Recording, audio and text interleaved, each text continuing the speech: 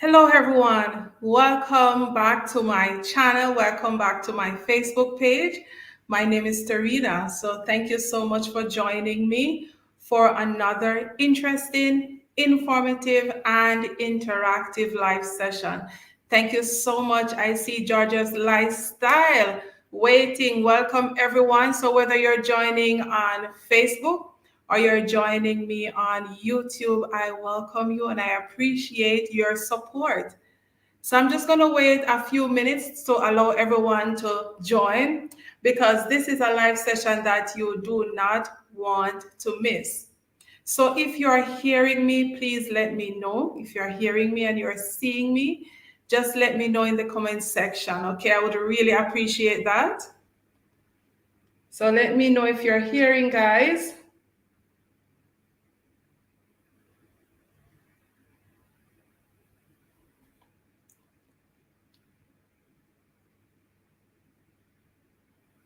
So today's live session, we are going to discuss a teacher's interview preparation. So we are going to share some questions and answers, and I would appreciate everyone to share as well. So if you have been to an interview lately, please just drop it in the comment section, drop a question, how you would answer a question. We would definitely appreciate that. Thank you so much, Georgia. You're hearing and you are seeing me. That's great. I was worried a bit because I've changed my location in terms of where I do my lives. So thank you so much, guys, for joining. Thank you so much. I really do appreciate you. Hi, Cuz. Hi, Patricia. How are you doing? Give my love to the family. Give my love to the family, my beautiful cousin. Thank you so much for joining. Thank you for your support as well. So, guys, as you join the session, please give it a thumbs up, give it a like, share it with someone, and feel free to comment, feel free to interact. As I said earlier, this is a session that you will need your book and your pencil, your whiteboard, your marker, whatever it is that you will need to write. You can go and get it right now. Trust me, class is in session. All right. I definitely have my book here and I am going to be using it throughout the session because I have my questions and answers written down. So if you see me looking down, do understand that I have to refer back to my notes. All right, so thank you so much, guys. I have some banners here that I prepared earlier. So as I said earlier, our topic is teacher interview preparation, possible questions and answers. So here in the UAE, hiring is still going on. There are a lot of vacancies out there for teachers to grab. Honestly, lots of opportunities, and schools are still looking for teachers. So if you are interested, this is the place to be. Remember, share, like, and if you have not yet subscribed to my channel, what are you waiting for? Like, seriously though, what are you waiting on? So let's get right into it. Let's get right into it. So before we go into the questions, let's look at some pre-interview preparation. Pre-interview preparation, okay? So, number one, having a positive mindset. And tell me what you think about this one. Having a positive mindset. Okay, my cousin is saying she's doing well. Thank you, cuz.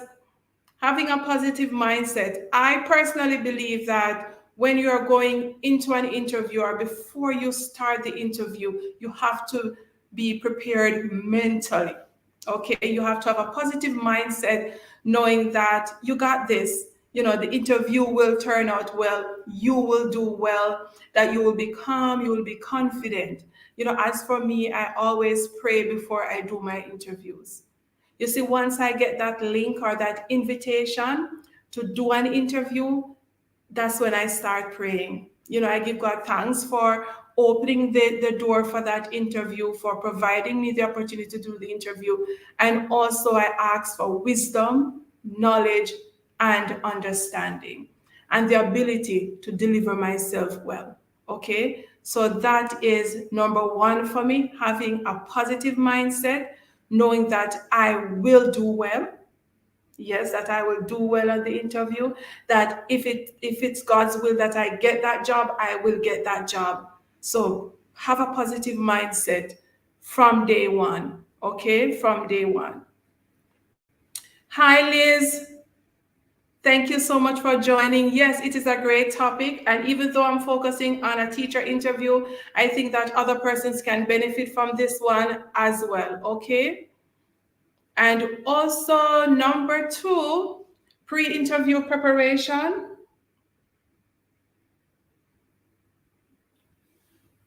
Research the school that you are going to do the interview with. Research the school. Take the time to go on the school's website, go on their Facebook page, go on their Instagram page, Twitter, even search if they have a YouTube channel and do your research about the school. Okay, that is very important. Look at the school's vision and mission statement. What programs do they have in place?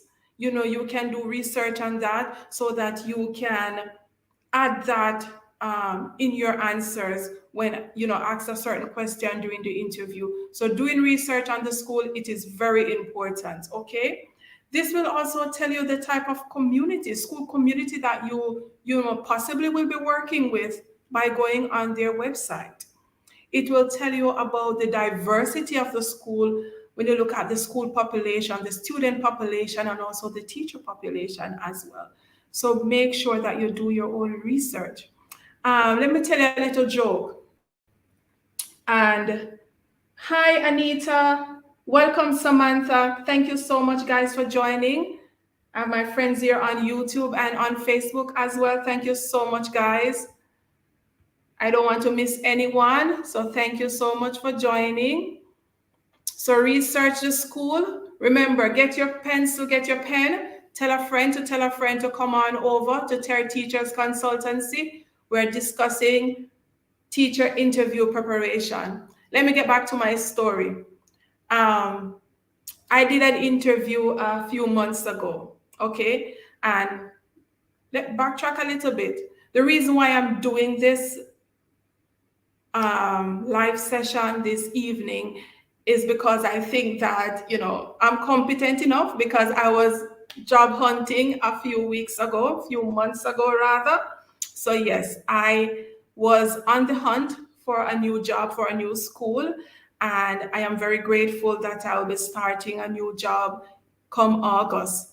So these are some questions that I was asked over maybe 5 or 6 different interviews. Okay, so I've summed them up and I'm sharing them with you, hoping that this will help you. So backtrack, research the school. I did an interview a few months ago for a school in Kuwait, and trust me, I researched the school, right? But when I was doing the interview, they asked a question. We were talking about some of the programs that they were using and programs that I was using in my current school. And then the interviewer said, "So what do you know about so-and-so school?" But the name of the school sounded like an English program. So then and there, I'm like, I paused and I started answering the question, but the question wasn't relating to the name of the school. It wasn't relating to an English program. And then when I'm finished, I'm like, not gonna get this job. I'm not gonna get this job. So it's good to research the school. All right. So that's number 2. Number 3, dress professionally.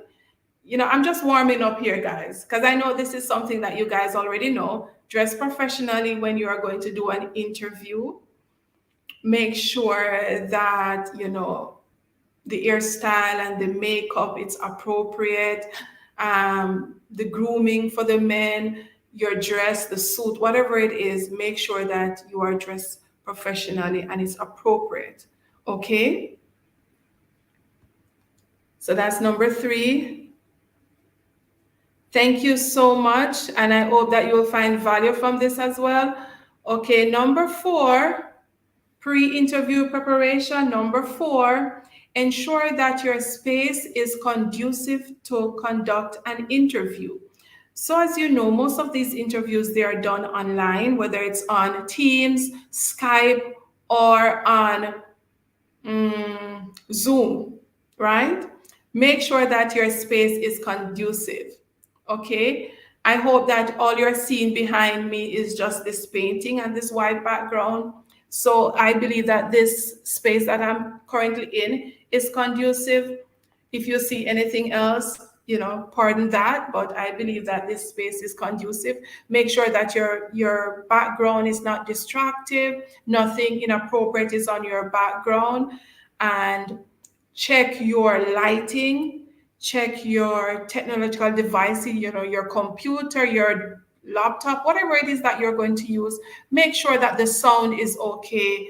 Make sure that the camera is okay. If you need to buy a camera to attach it or a microphone to attach it to your computer, these are things that you invest to ensure that you do well on your interview. So make sure that your space is conducive to conduct an interview. Okay, guys? So, number 1, have a positive mindset. Number 2, research the school. Number 3, dress professionally. And number 4, your space. So, with all of that out of the way, let's get into the questions. Number one. And guys, make sure that you share your answers to these questions as well. You don't know, you might be helping someone. All right? Each one, reach one. Okay? So, number 1, tell us about yourself. Tell us about your career leading up to this point. So, this was a question that I was asked. So, you might be asked this question in another way, but basically, they just want to know about you. So, you are going to give a brief, what should I say, overview description of your professional career to this point. You can talk about your achievements. You can talk about some of the skills that you have, what makes you unique as a teacher. Okay, what makes you unique as a teacher? And you can tell about some of the schools that you've taught at, but keep it in line to your resume, because remember, or not remember, keep in mind that your interviewer will have a copy of your resume right in front of them. They'll be looking at that and they'll be taking notes of what you are saying. So whatever you're going to share at this point, make sure that it aligns with your CV, with your resume. Okay, keep this description, or keep your answer to your current career. If you were a secretary before, you don't need to mention that. If you're a cashier like myself before, or I was a life insurance agent at one point, I wouldn't mention that. So keep your answer focused on your career. Okay, so let me hear from you. How would you answer this question? That's how I would answer it. Hi, Anne Marie. Thank you so much for joining. Thank you so much. How would you answer that? Just keep focus on your career and leading up to this point. So you're going to share a little bit about your current work, your current situation, or your classroom experience at your current school. Okay, that's one way of asking. And let me see, number 2. Let me go back here. Number 2. Why are you leaving your current school or job? This is a little tricky. Or should I say tricky or difficult question for some persons. Yes, this might be a difficult question for some persons. Why are you leaving your current school? Maria Lynn, how are you doing, darling? Thank you so much for joining. Why are you leaving your current school, guys? Let me be honest with you. You have to keep your answers positive. Please don't share anything negative about your current school. Um, at the end of the day, it will only reflect bad on you. So don't share anything negative about your current school. Even if there is something negative to share, don't do it. Find something positive about your current school, and then you go into your reasons for leaving. Let me see if I wrote.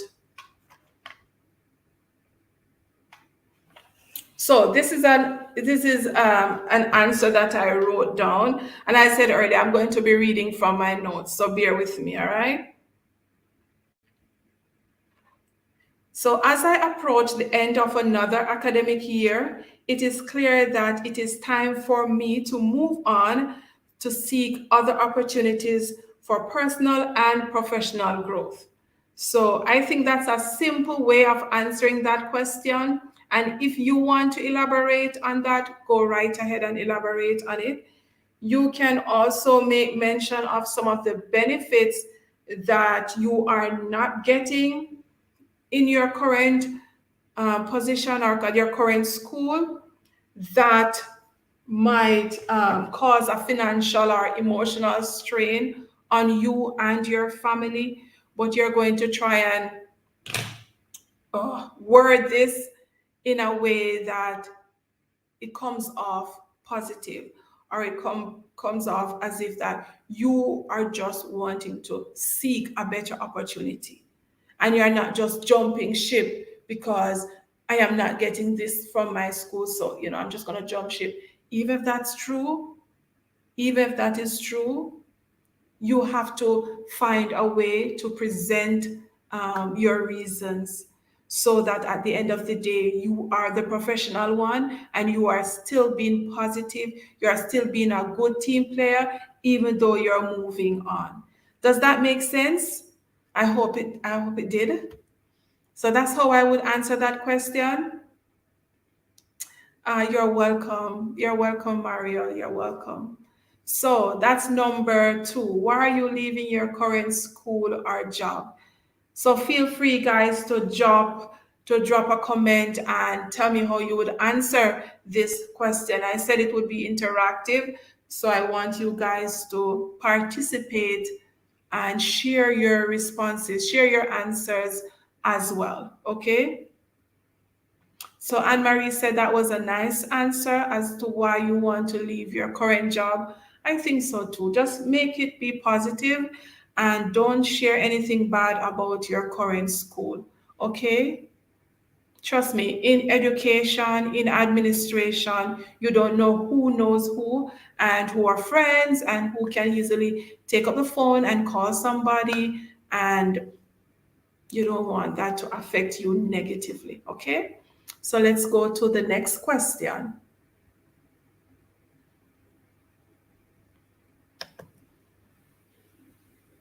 Question number 3. Can you walk us through an outstanding lesson, and how did you know that this lesson was outstanding? And if you're just joining us, we are looking at teacher interview preparations with questions and answers. And as I shared earlier, I was in the same position that many persons are in right now, where I was seeking a job. I was seeking new employment because my contract was up and it was just time for me to move on to another school. So I've done quite a few interviews over the last few months. Okay, so I'm just sharing my experience with you. You may going to do an interview, and these questions may not come up, but I really doubt it, because out of all the interviews I've done, these are the most common ones. So hopefully, hopefully this will be beneficial. Champion Nash, thank you for joining. Welcome, my friend on YouTube. Thank you so much for joining.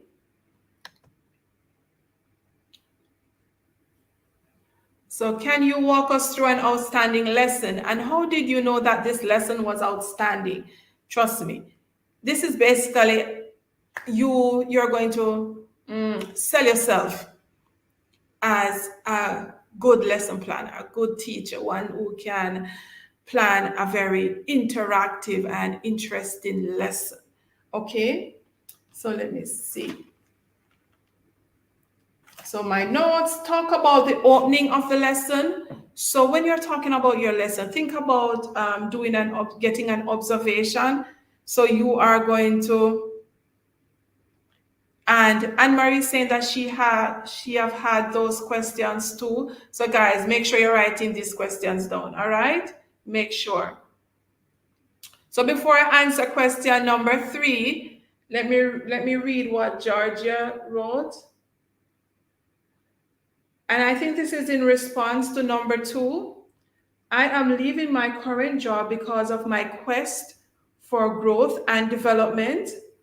I would love the experience of teaching in a different environment and get exposure to a new curriculum. Well done, Georgia. I love that answer. I love that answer. Come on, guys, write this down. Write this down. And I think you can see a response in the chat as well. Okay, so for number 3, back to the lesson. So guys, listen. Think about the best lesson you had, and even if you didn't have this lesson, you could write or plan and execute an outstanding lesson. Make up one. Make up one. Okay? You know that there are going to be days when we're just off our games as teachers. Everything you try just is just not working, and you have to throw the lesson plan aside, and you have to be flexible. You have to think on your feet. But there must have been a lesson that you thought was great, and where you saw the students were actively engaged. So you can start off with the opening of your lesson, the introduction of the lesson.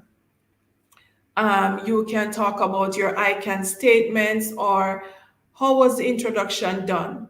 Was it catchy? Was it grabbing, or did it grab the students' attention? So you talk about that. You talk about differentiation from the start of the lesson. There are activities that you can use at the beginning of the lesson as an introduction that are differentiated. These differentiated activities now will help you to see if, okay, do I really need to teach this lesson as a whole group, or do I need to teach it as a small group? So you are thinking about your introduction. You're going to share the differentiated activities that you did during the lesson. Talk about the assessment strategies that you use in the lesson and after the lesson, during the lesson and after the lesson, to see what your students have learned, or if they are learning the concept. So walk them through that lesson. But make sure that the lesson is interactive, it's differentiated, and it's student centered. Okay? Make sure that whatever you're telling them, they can visualize students working on their own, students discovering knowledge on their own, and less teacher talk. Okay, very good. Less teacher talk.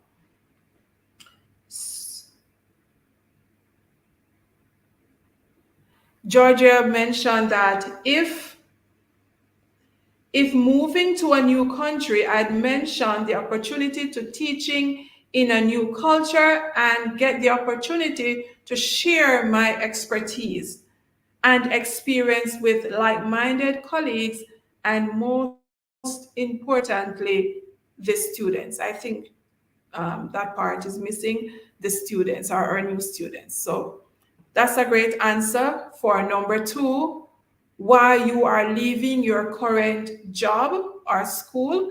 So Georgia has mentioned or shared 2 reasons. And I think the last one, George, that's very good. That's very good. All right. Definitely. Always talk about the culture. We know that one of our main reasons of working overseas or to become an international teacher is because we want financial stability or growth, or we want to earn more money. But that's definitely not the best answer to give. So, as Georgia mentioned, you want to be exposed to new curriculum, exposed to new culture, and also to share your expertise and experience. Why, Georgia, yeah, go on. Good. Thank you so much for sharing that. Welcome, Randine. Thank you so much for joining. Please tell a friend to tell a friend to join us.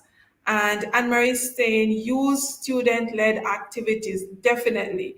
Make sure that that outstanding lesson that you are going to share with the interviewer includes student-led activities, student-centered activities. Students will be working on their own. They'll be discovering learning, and also talk about the support that you will give. How will you facilitate, or how did you facilitate your students throughout that lesson as well? Okay, did you give feedback during the activities, or when you did you observe any students struggling on a certain activity, and what did you do? So these are things that will come out in, or should come out in, your answer when you're talking about that outstanding lesson. Okay? And remember, guys, you can always um, talk to other persons. Now that you know these are some of the questions that are asked, talk to other persons and hear what they said. Maybe they did an interview recently and you can get their answer. Collaboration is the key. All right. So let me see. Number 4. Hi, Jackie. How are you doing, my friend? Thank you so much for joining. Thank you, Jackie. Number 4. What assessments do you use to measure achievement in your classroom, especially in numeracy and literacy? Some of these some of these questions, they will be twofold in terms of they will just roll off another question, or they combine two questions together. I did one of the interviews that I did. This question came after, the one I just asked, and they just said, okay, since you mentioned assessments, what type of assessments do you use in your classroom to measure achievement? So sometimes your answer might spark a question from the interviewer, cause them to ask you a question. All right, that which is good because you're already answering or you're on a roll, so you'll just easily move on to that next question. Hi, Diane Ricketts. Thank you so much for joining, Diane. Thank you. Georgia, a follow-up question too is okay. So before I move on to number 4, I like this question as well, Georgia. A follow-up question too is when you evaluated, let me put it on screen. When you evaluated the lesson, what else do you think you could have done? Very good question. And because as teachers, trust me, and I said it before, there's not really a perfect lesson, right? There's always something that you could have done better. There's always something you could have added to the lesson. So when you evaluated lesson, what else do you think you could have done? Anne Marie saying, give exit tickets to the lesson, and this will give an idea as to whether the objectives were met. Oh, very good. You could also question the students as well to, yes, that's good, that's good. And that will come later on again, Anne Marie, because I have a question that can be a very good answer for. So what else do you think you could have done in the lesson?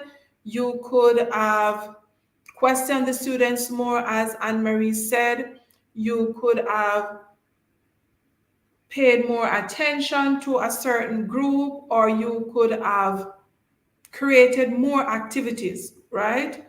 Say, for instance, you have more manipulative and you realize that this group is very good on independent reading, you could have given them more activities to work on their own, or you could have added some more activities relating to technology. So that is one thing that I could have done differently if I was asked that question. Thank you so much for joining, Janet. Thank you so much. Okay, let me see. Thank you, Diane. Thank you, Georgia, for asking that question. So, what assessments do you use to measure achievement in your classroom, especially in numeracy and literacy? And what Anne Marie shared earlier for the exit tickets, that's one way of assessment or assessing measuring your students' achievement. You can use exit tickets at the end of the lesson. You can ask the student questions, simple assessment like that to check and to measure if your students have achieved, or they are struggling with a topic or something like that. You can move around your classroom, and these are things that I do. Okay, but before I go into what I do, keep in mind that when you're doing assessment, you have to make mention or talk about what the school implements. So you know that every school have some form of assessment, school-wide assessment. So you have to mention those as well. You talk about the diagnostic test that you do at the beginning or at the end of each term. You talk about the diagnostic at the beginning of a unit, or end of term tests, end of year exams. Those are some form of assessment. You can make mention of map testing. Okay, if your school is using map testing, I'm just giving an example of something that I use here in the UAE. It can be different in your school. Okay, so you make mention of whatever assessment programs that your school have in place, then you move into what you personally do in your classroom along with those. Okay, so you can talk about your open-ended questions, you can talk about your differentiated activities that you use to measure their achievement, you can talk about your exit tickets, as Anne-Marie mentioned, simple creating a CFU, check for understanding. I do this at the end of every week. So what, say for instance, I'm doing compound words. So in English, at the end of the week, I'll do a simple assessment, maybe 8 to 10 questions, and I'll give the students a little quiz on that. Okay, so this check for understanding is a simple assessment, and I can use that to say, all right, I am going to continue with compound words next week because majority of the students, they still don't understand it. You can simply do performance-based assessments. Everything doesn't have to do with pen and paper. Okay, guys? Everything don't have to do with pen and paper. You have to think outside the box. You have to think creative. Because as you know, not all students learn at the same pace, they don't learn the same way. So we definitely cannot assess them the same way. So you have to think about making your assessments differentiated. You have to modify them to cater to the needs of your students. So I hope in all of that rambling, you got the answer. What assessments do you use to measure achievement in your classroom? So talk about what the school uses, the school assessment program. Talk up like if you have map testing programs, you talk about that as well. Whatever programs that you use, mention that. Talk about your simple things that you use in your classroom as a teacher, okay? Mention those as well. And they have to be differentiated because your students are not the same. They learn differently. So your assessments should not be the same as well. All right. Hey, Macy and Shav, blessings to you as well, my friend. Thank you so much for joining. Thank you so much, my dear. Thank you. I don't know which one this is, if it's Macy or Shav, but thank you guys. Thank you for joining. All right, so that's question number 4. Any questions before I move on? And you want to share any answers with this? Macy. Hi, Macy. Thank you for joining. All right, so number 5. Number 5.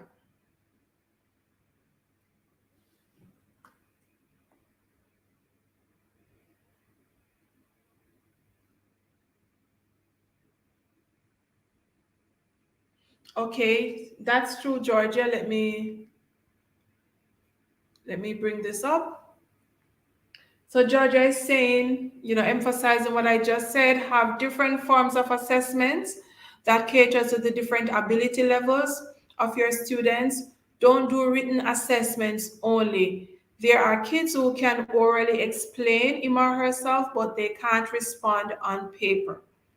And that is true. Sorry about that. That is true.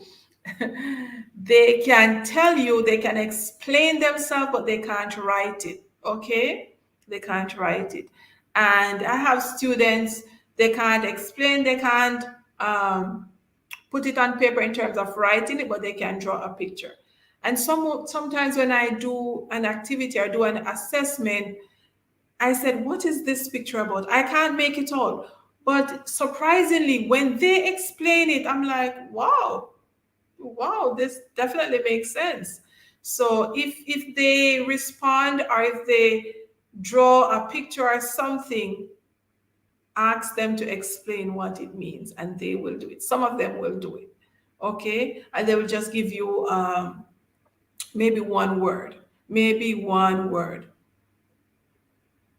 Hey, Anne Marie, it is definitely on YouTube. I am streaming live on both platforms, Anne Marie. So if you can always go back and watch the replay. So I am on YouTube right now and I'm also on Facebook. So Georgia is saying do role plays, projects, quizzes, okay, etc. So these are performance-based assessments that you can use. I remembered when I was doing parts of a plant, right? I made an activity, I laminated the parts of the plant, I cut it apart, and I would unscramble them and the student are scramble, yes, I would scramble them out there and spread them out, and the students would have to come now and unscramble them and put them together, right? And so instead of labeling the plant in their book, I would just let them come and put the parts together, and then I had the different names, right? I have the different names for the parts of the plant, and they would label it. Okay. There were some students that I would have to read the names of the parts of the plant, and then they will tell me where to put it, or they will put it there themselves. So that's a form of assessment. All right. Now, this will lead right into the next question. How do you analyze these assessments and how do they inform planning? So this is a double barrel question. Okay. How do you analyze these assessments? So you can talk about your group planning.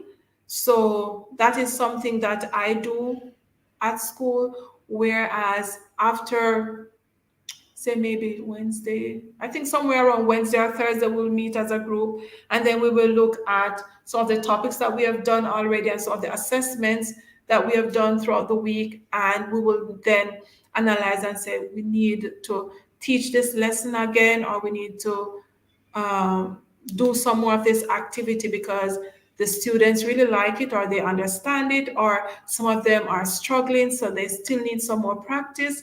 So you have to tell how you use this assessment, to the data from this assessment, to plan. Okay, you talk about using the data to create different learning, different groups in your classroom. So this is very important. If you're doing assessment, you must analyze it. You must use it to plan for your students. Thank you so much, Lucy. Thank you for joining. So think about grouping. You're using your assessment data to group your students. So you are going to see, say for it, let's look at a phonics diagnostic, okay? We'll do phonics diagnostic at the beginning of the term, and we will go through the different phases, phase 2, phase 3, phase 4, whatever phases come along, we will look at blending and segmenting words. So after we do this diagnostic now, I'm going to look at it and I'm going to say, I have 5 students who need help with letter sounds. I have 4 students who need help with blending and segmenting. So that we have 2 groups there, right? All of this came from the assessment data. Then I would say, okay, I have maybe 8 students who are on phase 3. That means they know letter sounds, they can blend. So I need to create activities to challenge them, to move them up to phase 4. So they will be reading simple sentences, writing simple sentences, blending and segmenting words on their own. Maybe we'll start looking at some digraphs. So these are some things that you will get from your assessment, okay? Even during the lesson, you can easily assess if your students understand what you're doing. This will inform your planning right then and there, okay? If the questions that you're asking the students are not able to answer, that means either you need to ask the question another way, or you need to give the students some prompts, some clues. Funny enough, when I started teaching here back in Jamaica, you would ask the students a lot of questions or let the students tell you what you are doing, or you keep probing them and they will tell you what you're doing. When I came here, I realized that yes, you should ask the students, what do you think the lesson will be about based on the introduction? But don't stay too long on that. Just move right into the lesson, right? I realized that because of the students, maybe because of their learning levels, because of their vocabulary, because of their culture, their awareness, sometimes you're there asking a question and it is new to them. And it's just only going to make you look as if I'm not teaching her. These kids don't know anything, but it's not that they don't really know anything. They're not familiar with it. And that is where you will now jump into your lesson. That is where you will bring out all of these strategies to, okay? So talk about that. I don't want to keep talking too much, and please let me try not to. But remember to analyze the data, talk about how you use it to plan for the lessons. Use it to create your groups. You use it to create differentiated activities based on the students' needs. All right?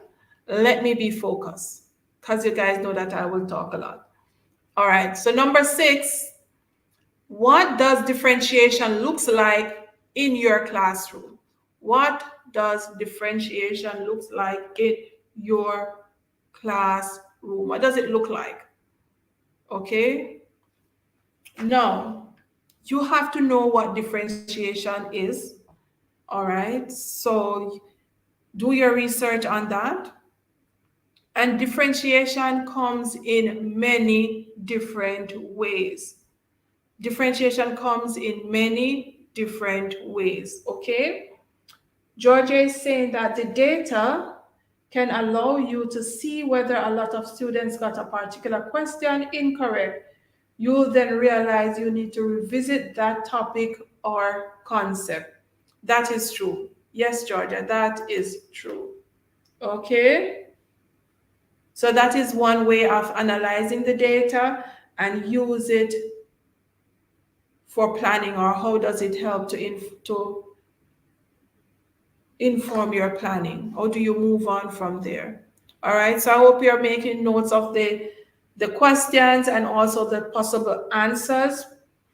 And a message to self, I'm going to try to focus on the question, okay? And don't talk too much. I don't want to get you confused or you miss the point. So, what does differentiation look like in your classroom? Differentiation can come in many different forms, okay? Differentiation can be focused on the students' learning styles and also the students' learning abilities. So think about some of the strategies or activities that you use in your classroom to cater to the different learning styles of your students. So let's look at the learning styles, okay? You're talking about students who are kinesthetic. They like to move, they like to dance, they like to build things, they like to touch things, they are tactile learners. Think about those who are visual, they like to read, they like to watch a movie, you can grab their attention with a video. So think about those different students in your classroom. Think about the student that, able to explain themselves very well orally. They can talk. You can think about activities to cater to all those different students as well. Differentiation can focus on the students' learning needs. So tell your interviewer how you facilitate these things. What are some of the activities that you use in your classroom to facilitate this? Okay? So differentiation can also come with you providing support. It can be with flexible grouping. Okay, how do you group your students can be based on the differentiated activities that you do as well. Okay, differentiation, as I mentioned earlier, it can be seen in your assessments. So talk about that as well. Okay.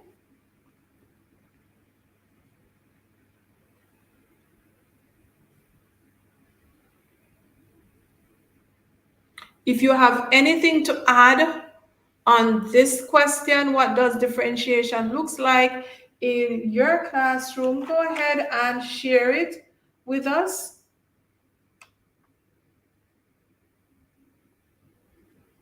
So with all of that being said, please mention the different things that you use in your classroom, technological devices, whether you use games, whether you know that, for instance, you have a student, Mary loves to draw.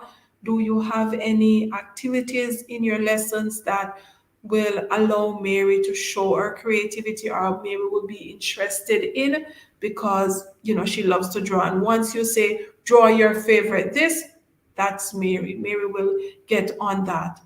So think about your flexible grouping. How do you group your students and you modify activities and assessments? If you have a TA in your classroom, a teaching assistant or a classroom assistant, how do you use him or her in your classroom to facilitate differentiation? How do you provide support? Okay. So Anne-Marie is saying differentiation can be used throughout the planned lessons to cater to our students. So definitely differentiation can be from the start of the lesson, as I said before, to the very end of the lesson. Okay, but think of the students' learning styles and their abilities and their needs as well. Okay, so that's question number 6. Number 7. Number 7. How do you ensure that your students understand your teaching instructions? And these questions, they don't come in any specific order. I just wrote them down as I remembered them from previous interviews, okay? So do you ensure that your students understand your teaching instructions? And you can pick bits and pieces from what was said before, because I think we answered that question similar to this one, okay? By, as Anne-Marie mentioned, by giving exit tickets. by questioning your students throughout the lesson. But most importantly, at the beginning of your lesson, and you can mention this, this is something that I do in my classroom. You tell your interviewers, and you sound confident when you're saying these things as well. I ensure that my students are understanding my teaching instruction by stating my lesson objectives from the beginning of the lesson. Okay? You're going to talk about your I can statement. Okay, you do, I do, we do activities. Those are things that will ensure that your students are understanding. You ask questions throughout the lesson, and trust me, throughout all the observations that I've done are the inspections that we have gotten at our school, the observer or the inspector, they will ask the students, so what are you learning today? What are you doing? They will move around the classroom. So these are questions that you need to ask your students every day in every lesson. So if someone comes in their classroom, they definitely know how to answer this. And by asking these simple questions will ensure, I'll give you an idea if your students understand your teaching instruction. If you're teaching ESL students, that means English is their second language, you have to repeat yourself a lot. You have to repeat yourself a lot. You have to be patient, and you are going to mention that you are going to be patient with the students. You're going to speak slowly so the students understand. You're going to ask questions throughout. You're going to give assessments throughout the lesson. I don't know if it's summative or continuous. I think it's continuous assessment throughout the lesson, so that you use these little things to check if your students understand what you are teaching or what you are doing. And if they don't, they might ask you, so what if your students don't understand? What would you do? You have to be patient. You have to go over it. You have to find another way to help them to understand. Okay? So that is question number 7. How do you ensure that your students understand your teaching instructions? And as you know, as international teachers, our students would have to be able to not only understand our instruction, but they have to understand the instruction through our accents. Okay, so that is sometimes a barrier, sometimes it'll be a challenge, but that's for another discussion. Okay, number 8. Number 8, explain your classroom management strategies. Or what do you do to promote positive behaviors in your classroom? So this question could be asked, in different ways. But at the end of the day, what are some classroom management strategies do you use in your classroom? And this is a question that will be asked, trust me, in every interview that you'll do. I did about 5 or 6 of them, and yes, they asked me this question. Explain what classroom management skills you use, what strategies. So, how I will answer this question, I will start off very simple. I believe that creating a classroom environment that is conducive to learning promotes positive behavior. Okay? You can talk about your classroom environment. How, when students walk into your classroom, how do they feel? That can promote positive behavior. I would share some of the routines that we do in our classroom, and setting routines from day one is a great way to promote positive behavior, and it's also a good classroom management strategy as well. Okay, so these are the things that you can use to answer your question. Creating a classroom environment conducive to learning, one that is positive, one that allows students to feel welcome, and setting routines in from day one. So as students walk into the classroom, they know what is expected, they know what to do. Okay. What Another thing that promotes positive behavior in your classroom is finding the time to greet your students in the morning. Okay, whether you're going to stand at your door or you're going to be aware of them entering the classroom. So you might be at your desk, you might be somewhere in the classroom, but just let the student know that they're welcome. Once they step in the classroom, you're going to greet them, okay? Trust me. If they walk into our classroom every single day and the teacher is saying, "Hey, Mohammed, welcome to class. Hi, Mark. Thanks for being here today," they will feel appreciated, okay? Are appreciated. So they will want to be in school. They would want to be on their best behavior because they like the teacher and they realize that the teacher likes them. And that is another thing that, if you want to add to that, to your answer, creating a relationship with your students. That is another classroom management strategy that I use. Maybe you use that as well. Creating a positive relationship with your student can promote positive behavior in the classroom.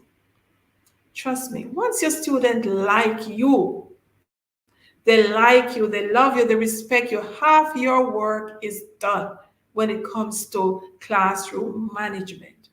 I don't know if because I teach the younger students, it is a little easier when it comes to using certain strategies in my classroom, but you can do your research.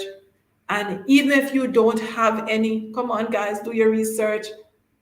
Make mention of some of these great management strategies, okay? Another one that I would make mention of is um, having the students write the classroom rules with you. So you can use that in your answer as well. And this gives them a sense of responsibility and accountability because you can always refer back to those classroom rules and say, you remember when you wrote these rules, you're the same one who said we should not run in the classroom. Okay, so what do you think I should do now? You broke that rule. So you are holding them accountable. So make mention of this in your interview, okay? And when you're talking about classroom management strategies, whatever strategies that you implement and you're going to share in your interview, make sure that you mention being consistent is very important. Okay? Be consistent.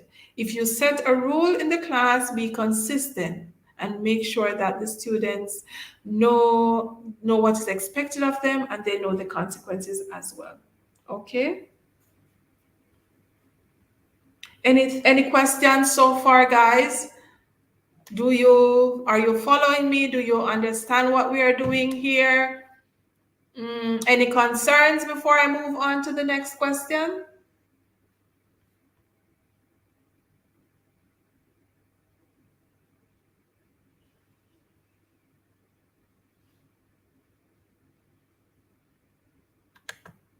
And after the live, guys, you can always go back and watch the replay. You can write down these questions again, and you can then formulate your own answers. Okay.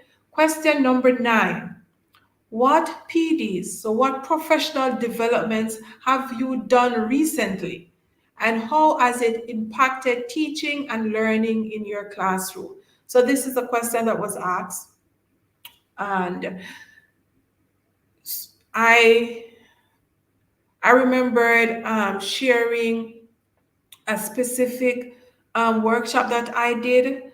I think it was a writing workshop, and then I shared how I implemented the suggestions that I got from the workshop and the results. Basically, if I remembered exactly, it was allowing the students to do their own writing. Don't think too much on grammar, don't think too much on spelling. So when I implemented that, I saw a change. My students were more confident.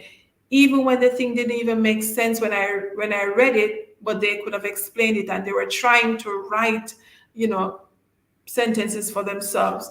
So whatever PDs you did, whatever workshops you did, make mention of that. Share that in the interview and how it impacted your teaching and learning. What did you take away from that?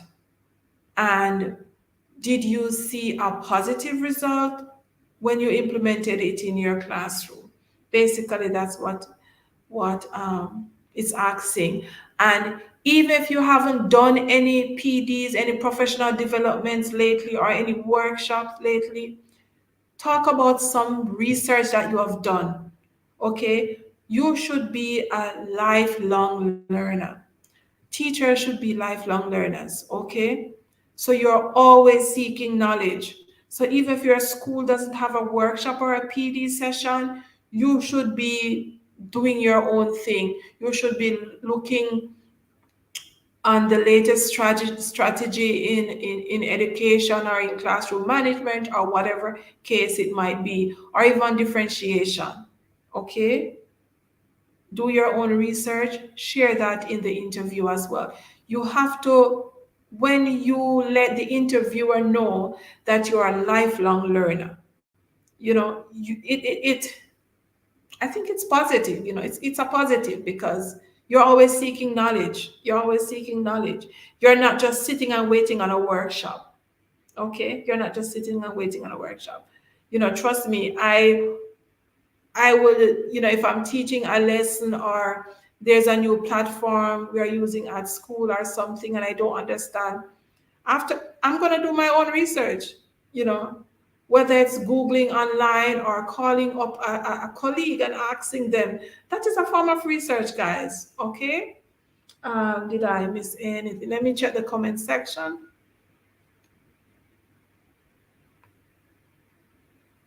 Okay, Anne Marie saying give them the opportunity to help to create the classroom rules and consequences. Okay, good. This has to do with the question about classroom management, and make sure when making rules, you create rules that are positive, not negative. Very good. Thank you, Anne Marie. Those are some good points. Very good. Okay, so we talk about the PDs, talk about the workshops, and if you haven't done any, guys, talk about some research you did, okay, and how you use that to impact learning in your classroom, okay? Question 10, we're almost there, almost to the end. Question 10, how do you motivate your students to learn? And this is one of the biggest challenges we have as teachers. I don't know about you, but for me personally, this is a challenge. Keeping my students motivated or getting them motivated, getting them pumped up and ready to learn, okay? It is a challenge at times. So, how do you motivate your students to learn? This is a question that they might ask in an interview, okay? You can talk about some of the strategies that you use, like to praise the students, activities that you have in your class that caters to their different learning styles. That is one way of motivating your students, okay? That is one way of motivating your students. Thank you so much, guys. Let me pause just for a minute to thank you all for joining. Thank you so much. I appreciate you both on Facebook and on YouTube. If you have not yet subscribed to my channel, please go ahead and do so. Follow me on Facebook at Terina Young Davis. And if you need to reach out to me, that's where you can find me, okay? I have a business page on Facebook, Terina Young Davis. Send me a message on Messenger. I'll definitely get back to you. Try my best to answer whatever questions that you might have. So I'm just pausing for that. So let's look at this question now. How do you motivate your students to learn?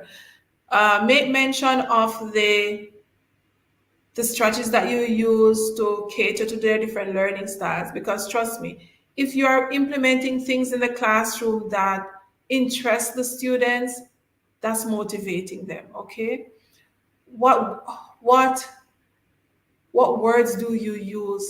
How do you praise your students?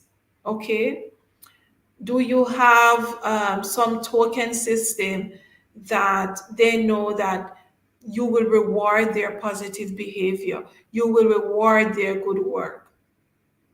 Okay, would you give them a sticker? Would you give them certificates? Would you give them some extra minutes to use the iPad or to play on the playground or to do something that they love?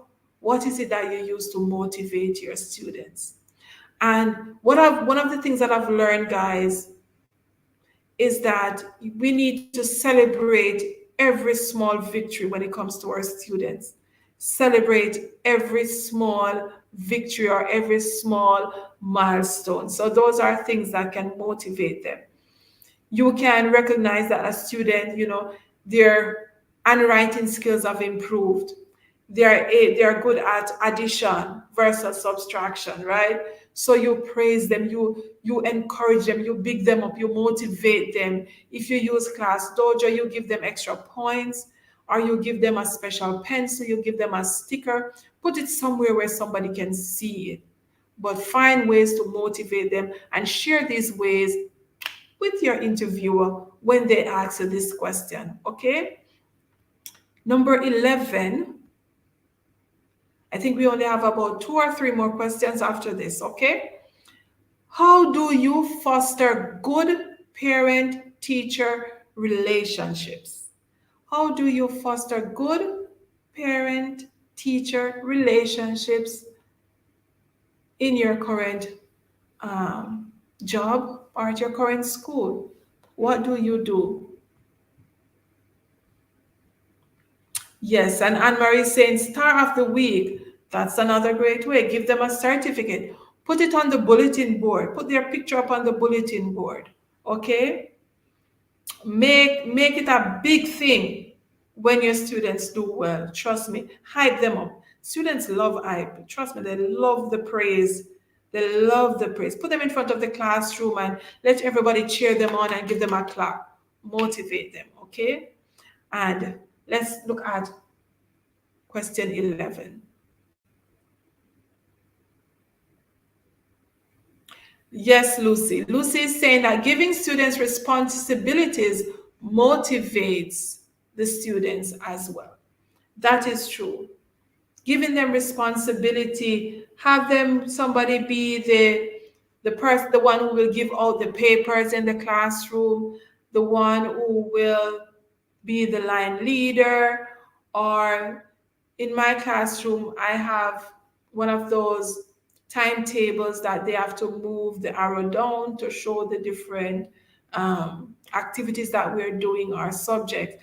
And my students love to be the one to go and move the arrow down and tell the class, now we are going to start science, or we are having English class now, or this is time for first break. They like to announce that. So, we clap them and say, good job, thank you for doing that. So they like that. So yes, Lucy, thank you for sharing that. Giving students responsibility will motivate them as well. So how do you foster good parent-teacher relationship in your class? So you can make mention of the communication that you have with parents, whether it's via text messaging on Class Dojo or on Teams or whatever, Google Classroom, whatever platform that you are using in your school. Whether now that we are back face to face, are you sending emails to the parents? And make sure that the emails make mention though that you're not only sending emails when the students are behaving bad, you're also sending emails to congratulate the student so that the parents can know that teacher is congratulating my student, my child, and my child is doing well at school. So when you send out these emails, you're creating a good relationship with the parent. You're making them aware of what is happening in in the classroom or with their child. And if your school sends out newsletters outlining the different activities at school, the different topics that we will do, make mention of that in your interview as well. Okay? Those help to foster good parent teacher relationship. And another thing that will foster a good relationship is responding to emails. Responding to emails. Okay? Responding to messages, whether it's Teams, Class Dojo, or anything, please respond to the parents. You should know, though, or decide at what time you will respond to these. If you have a cutoff time, no emails after work hours or no emails after 6, whatever it is that, your boundaries, you have that.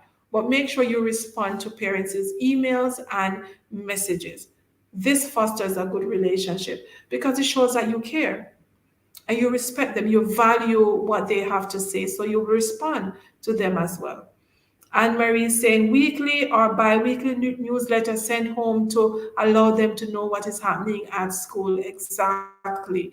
Yes. And another thing that I do as well, and I know that other teachers might do it, is that I create own packages, studying packages for my students, whether it's a book to read or, and this is separate from homework, okay? Whether it's a book to read or when we are having exams, I will create revision sheets that will have content information on it along with activities. So I will give the students these. I will post them online as well, and I will give the students as well. So even though we are face to face, we still use a lot of the online platforms to keep in touch with our parents. So these are some of the things that you can do to foster a good relationship.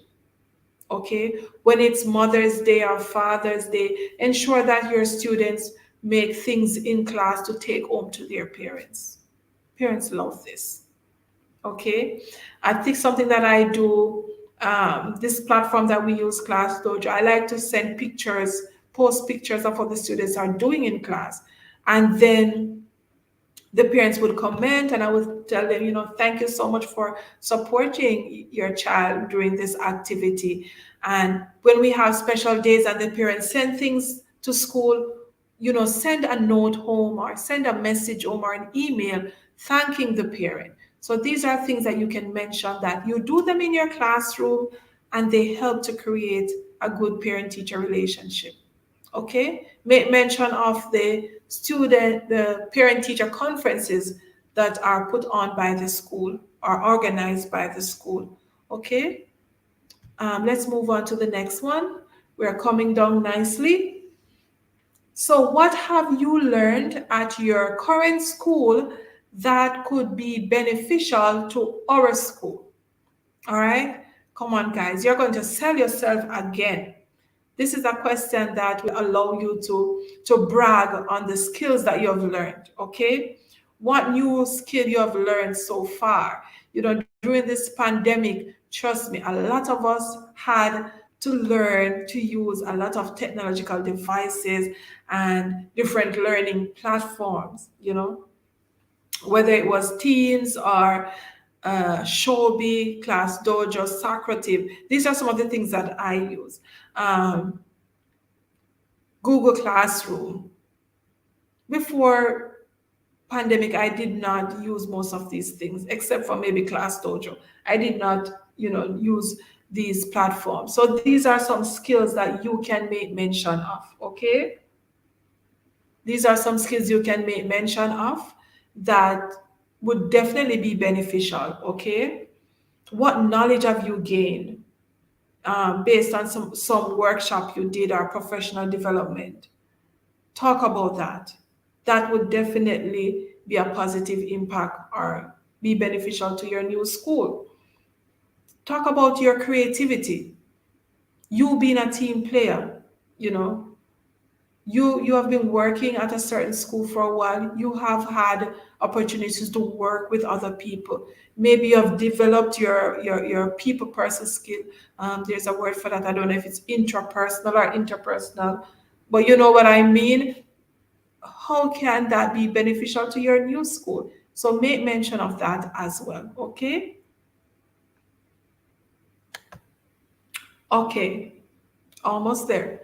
How do you work with different members of the school community to promote learning? How do you work with different members of the school community to promote learning? Okay. Now, guys, you are going to talk about your team player skills. They basically want to know, are you a team player? Do you work well with people? So you are going to share this. Talk about your relationship with the principal, your co-workers, and the parents, and your students.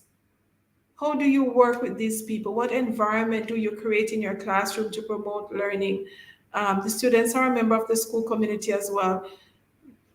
What you mentioned earlier about sending home newsletters to the parents, sending messages to the parents, that is working with different member of the school community. Talk about your relationship with the principal.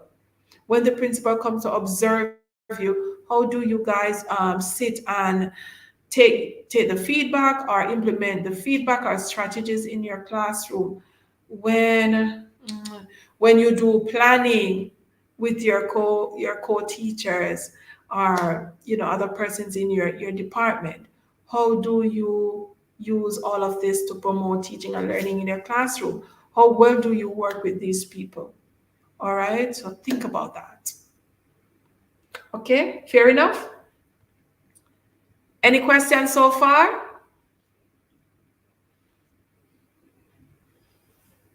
Number 14.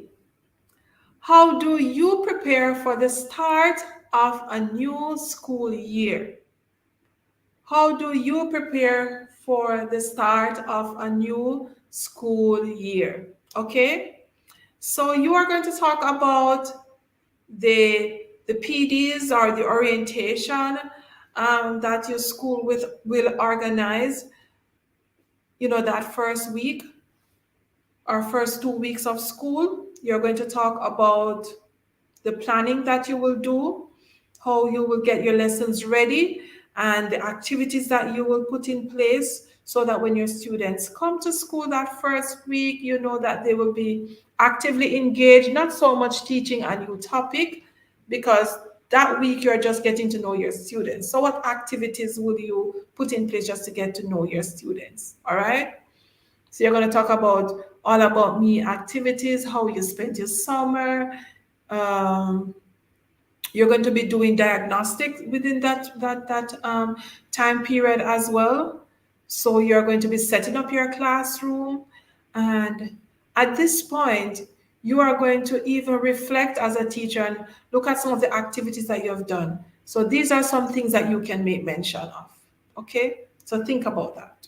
Think about the PDs that you have done, the workshops you have done in the first 2 weeks, the activities that you have done in the first 2 weeks.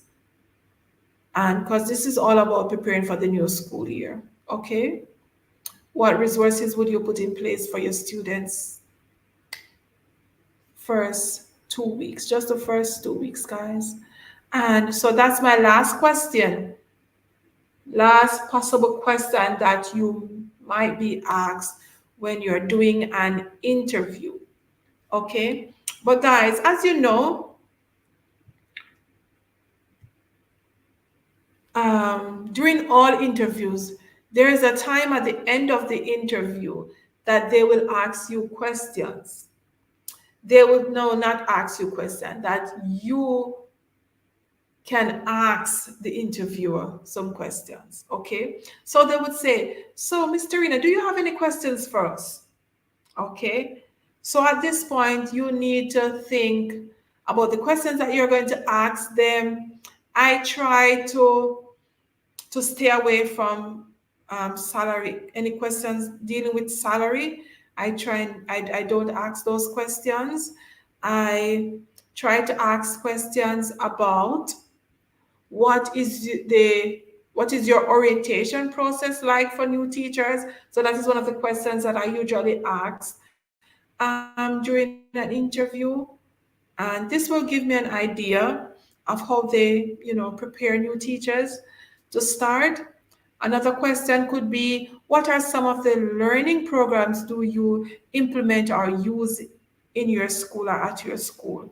So you can definitely think of many other questions to ask them. You can also ask them about the how culturally diverse is their school population in terms of teachers and students. It'll give you an idea if you're going to go into a classroom that, only one set of nationality, or you're going to go into a classroom that has a diverse nationality, maybe 4 or 5, 6 different type of nationality in your classroom, or even the school as well. There are some schools that have over 30 or 20 different nationality in their schools. Some international schools are like that. So those are some questions that you can ask. If you are family oriented like myself, and you really want to know about the package, you can ask questions about that in terms of what what benefits do they have that let me see how I could fashion this, because sometimes not the question is just how we ask these questions. So you can find a way to ask the question about the package if that is very important to you. Do you give family accommodation? Or you could start it like this. This might be a question for HR, but I would really like to know what your package is like concerning regarding families.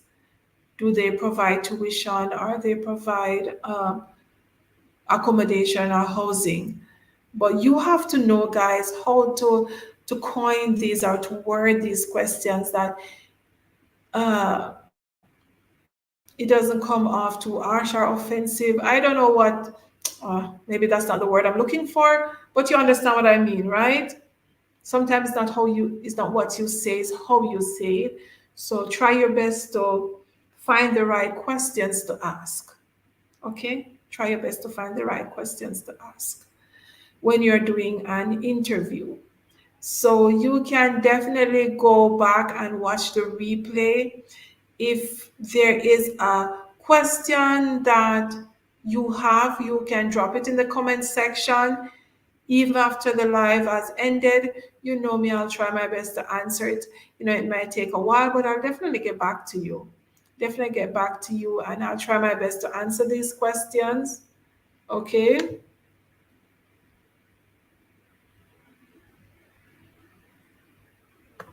So as I go along, I'm just going to flash the questions on the screen, and I'm wrapping up. So thank you so much for joining. Thank you so much for participating in this session. I hope it was informative for you. I hope it was beneficial to you. Feel free to share it with someone that you think will have an interview coming up soon, and they want help to prepare for that interview. But as I said in the beginning, guys, no matter the quest or prepared you are with the questions or the answers, rather, if you don't have the positive mindset, it is like null and void to you. You have to have the positive mindset to know that you will do well. Have the mindset to believe that if this job is for you, you will get it. Okay? If this job is for you, you if it's not for you, it's for somebody else. They will have it. Because over the past few months, I've created many videos about job vacancies. I've shared many videos, many job posts for schools that are looking for teachers right now. And I was looking for a job myself. You understand what I mean? So, while I'm helping myself, I'm helping you. Okay? We have to help each other. We can't be selfish. We can't think about ourselves. So, share this video with someone and help someone to succeed. All right? So, I'm just going down the questions, I'm going down the line so that you can see. Antoinette, you're welcome. You're welcome. Thank you so much for joining. And I'm happy that these questions will be helpful to you. Thank you, guys. Number 12,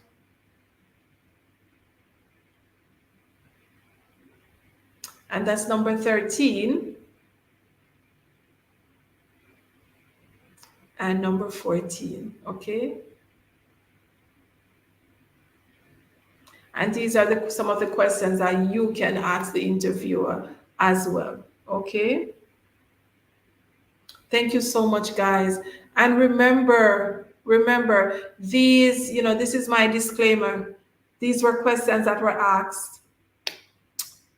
I was asked in different interviews over the last few months. Okay. You might see similar questions, you might see different questions. But at the end of the day, be confident. Be confident. One thing for sure, if you know me, you will know that even if I'm foolish, I'm going to chat it with confidence. I am going to talk it with confidence. I'm going to present myself with confidence. All right, be bold. You know that you can do this, you can succeed. And there are many schools that are still in need of teachers. Trust me, we just started summer break, summer vacation, and many schools are just finding out that they are losing teachers. Okay, I did an interview 2 weeks ago. 2 weeks ago, I think it was not even really 2 weeks. I think it was the 4th of July. Yes, I think it was the 4th of July. So schools are still looking for teachers. Okay, so update your CVs, send out those CVs, pray about it, and be prepared to do those interviews. All right, guys, thank you so much.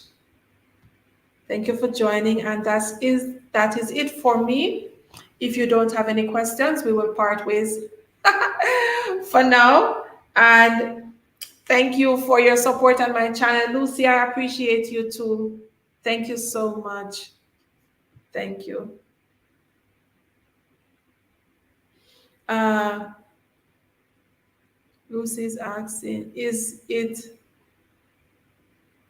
offensive to ask the interviewer how long the recruitment will take? That could be a question that you can ask after the interview, but I wouldn't ask that question during the interview. I wouldn't ask that question during the interview. Okay? But you can definitely ask that as a follow-up, maybe a week or two afterwards, but definitely not in the interview. Some of them will definitely tell you that you will hear back from us within a week or within a few days. And if you're shortlisted, we will let you know, and so on. Okay? Jeannie Bride, where are you based? I am in Abu Dhabi. I'm in the UAE. I'm in the UAE.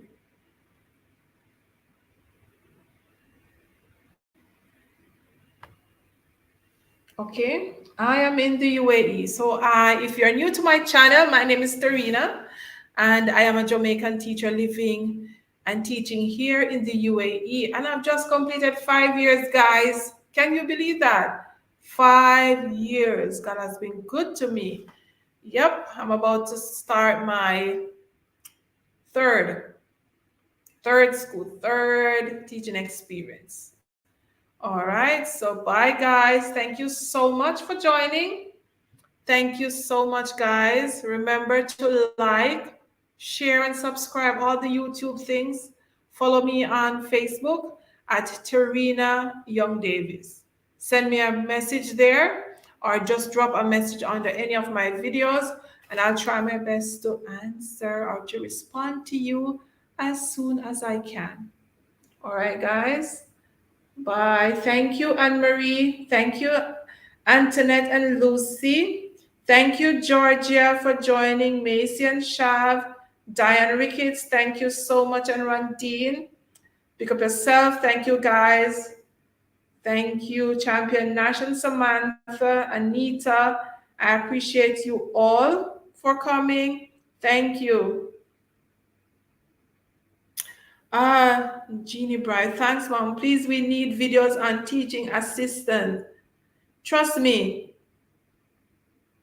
I would love to do a video with teaching assistant, but they don't want to come on my channel. Trust me, my friends, they are too shy. They don't want to come on the channel. They don't want to come on the channel. Nadine Ford, thank you so much, darling. Much love from me to you. Thank you so much. But Jeannie Bright, if I do see any vacancies, any job vacancies for teaching assistants, I will definitely share it on the channel, okay? But I would love, I've been asking my friends who are TAs, but they don't want to come on the channel. They don't want to be on camera. But I see how I can help you, okay? Bye, guys. Thank you so much. See you next time on another video.